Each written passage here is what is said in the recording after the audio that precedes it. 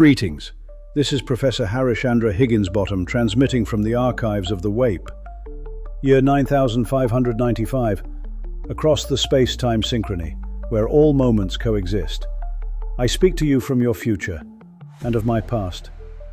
We have studied the age you now inhabit, the turning point of the Earth. What follows is a recovered record, one of many chronicles that speak of the world as it was and what it might still become. In the twilight days of Earth's habitable era, long after the great melt and the drowning of the coasts, when the forests were mostly memory and the seas were mostly plastic, there arose in a high green plateau above the poisoned lands below a girl with fire in her hair and the earth in her bones.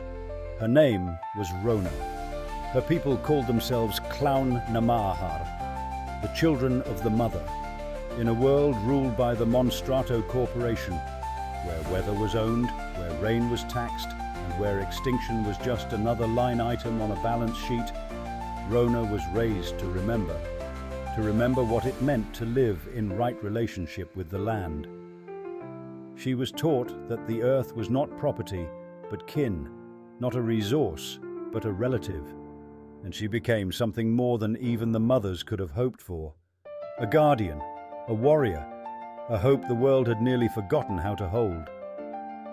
Ròna rode not a horse, but a Unihorn, a resurrected creature of myth and gene-spliced memory, a living relic of Earth's great beasts. Together they galloped the ridgelines of the WAPE, protecting what little was left of the wild, hunted all the while by the peacetakers, Monstrato's armed extractors.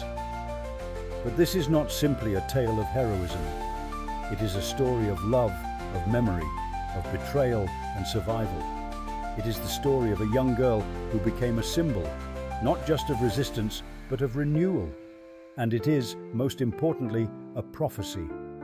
For though Ròna lives in what you call the future, her struggle is your present, her enemy is your reality, and her choices may yet be yours. Discover her story in the novel, The Girl Who Rode the Unihorn, a tale as wild as the forests we once knew, and as urgent as the world we have yet to lose.